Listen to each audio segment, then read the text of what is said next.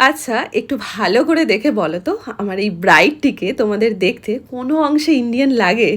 আমি তো মজার ছলেই একবার বলে বসেছিলাম, তোমাকে যদি ৪ টে বিদেশি মেয়ের মধ্যে রাখা হয়, কেউ তোমাকে দেখে বলবেই না তুমি একজন ভারতীয় মেয়ে। হ্যালো। হাই।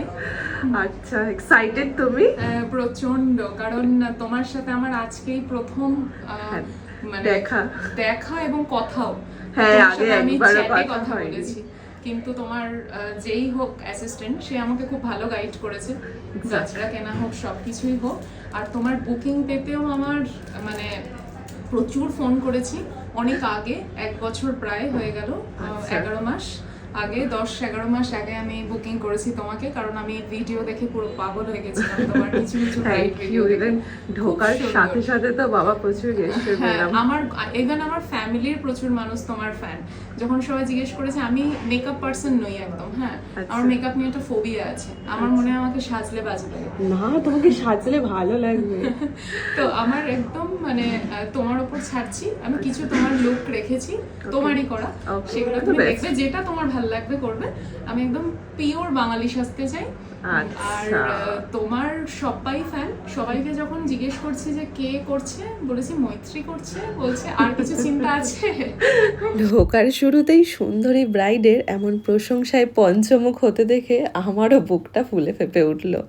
আর এই যে আমার সেই দিনের ব্রাইড ছিল সমাদৃতা, ওকে সাজাতে আমি চলে গিয়েছিলাম সোদপুরে। ঢুকেই আমার ওকে দেখে মনে হলো বুঝি ওর গায়ে হলুদ এখনো হয়নি, কারণ গালে বা মুখে কোথাও একটু হলুদের ছাপ ছিল না। দেখে মনে হচ্ছিল সবে মাত্র বৃদ্ধি করে আমার কাছে এসছে। তা আমি ওকে জিজ্ঞাসা করলাম, এবার আমাকে মনে হয় তোমার জন্য ওয়েট করতে হবে। ও বললো কেন? তোমার তো গায়ে হলুদই হয়নি। বলছে না না, আমার গায়ে হলুদ হয়ে গেছে, কিন্তু আমি সেইভাবে হলুদ গায়ে লাগাইনি। ভাবো, এই কথাটা শোনার পর আমার মানে কি যে শান্তি লাগলো। প্রথমত একদম ব্রাইড অন টাইম, তারপরে ব্রাইডের ফেসে বিন্দুমাত্র হলুদের ছোঁয়া নেই। সত্যি প্রথম কোনো ব্রাইড দেখলাম যার গায়ে হলুদ অলরেডি হয়ে গেছে, কিন্তু তাকে দেখে আমার একটুও মনে হলো না যে সে গায়ে এক ফোঁটা হলুদ লাগিয়েছে।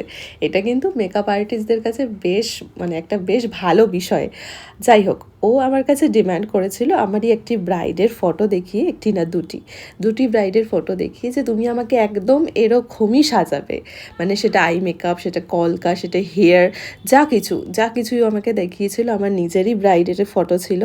আর সত্যি কথা বলতে, নিজের কাজ যখন নিজেকে দেখানো হয়, মানে কোনো ব্রাইড যখন আমারই কোনো কাজের ফটো দেখে আমাকে বলে তুমি আমাকে এরকমই সাজিয়ে দিও, তখন না অনেক বেশি ভালো লাগে। আর ঠিক ও আমাকে আমার দুটো ভীষণ ভাইরাল হয়ে যাওয়া ব্রাইড, একজন নম্রতা আর একজন হচ্ছে সুমনা, এই দুজনের ফটো ভিডিওস আমাকে পাঠিয়েছে আর বললো তুমি আমাকে এরকমই সাজিও।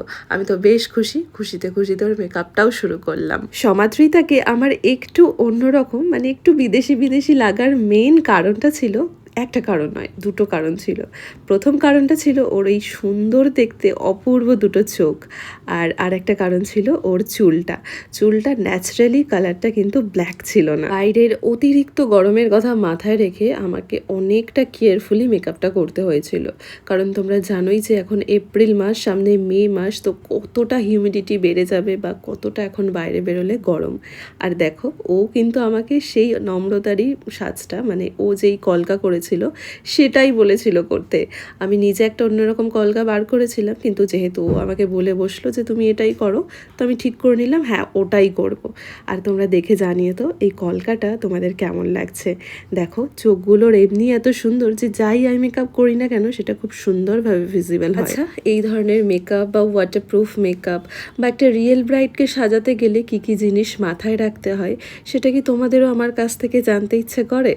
যদি জানতে ইচ্ছে করে তাহলে কিন্তু আবারও একটা একদিনের ক্লাস তোমাদের কথা ভেবে এবার আমি ব্যারাকপুরে আসছি। তোমরা যারা এই একটা দিনের জন্য আমার কাছ থেকে অনেক কিছু শিখতে চাও, জানতে চাও কিভাবে মেকআপ করি আমি বা কী টেকনিক ইউজ করি গরমকালে ব্রাইডদের জন্য বিশেষ করে, তাহলে কিন্তু তোমরা আমার এই একদিনের সেমিনারে জয়েন করতে পারো। থাকবে একটা এয়ার ব্রাশ লুক, থাকবে একটা বেঙ্গলি ওয়াটারপ্রুফ হলদি মেকআপ, সমস্তটাই তোমাদেরকে শেখানোর আমি চেষ্টা করব। আমি আসছি 5ই জুলাই ব্যারাকপুর। ব্যারাকপুরে।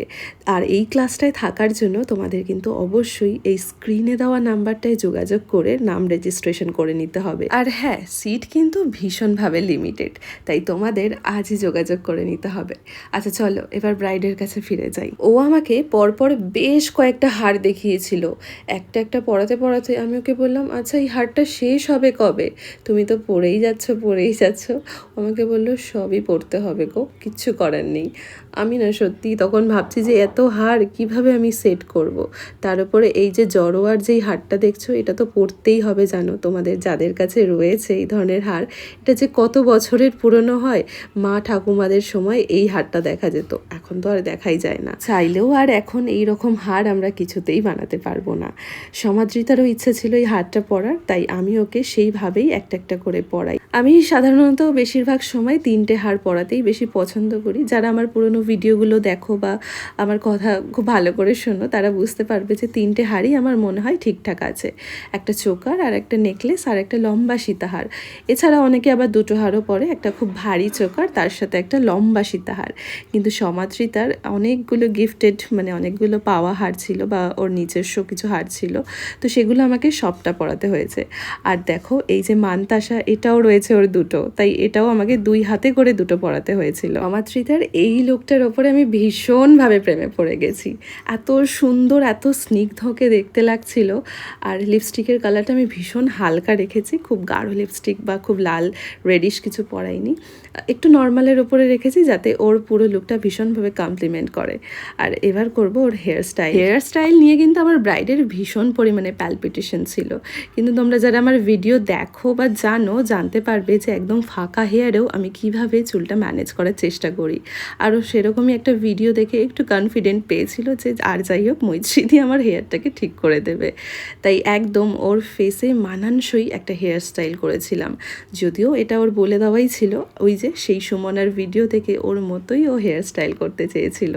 আর ঠিক একই রকমভাবে সমস্তটা আমি ওকে করে দিয়েছি। চলো এবার প্রত্যেকটা কাজের শেষে আমি যেমন তোমাদের কাছে জানতে চাই যে আমার পুরো কাজটা তোমাদের কেমন লাগলো, ঠিক সমাদৃতার ক্ষেত্রেও আমি তোমাদের কাছে জানতে চাইবো যে ওকে এই ব্রাইডাল সাজটায় কতটা সুন্দর লাগছে। কমেন্টে কিন্তু তোমরা জানাতে ভুলো না। তোমাদের কাজের একটা কমেন্ট আমার সামনের কাজগুলো করার অনেক অনুপ্রেরণা যোগায়। তোমাদের জন্য অনেক ভালোবাসা রইলো আমার দিক থেকে। ভালো থেকো সবাই, সুস্থ থেকো। আর ঠিক যেভাবে আমার প্রত্যেকটা কাজে ভালোবাসা দাও, সে তেমনই দিতে থেকো। চলো টাটা।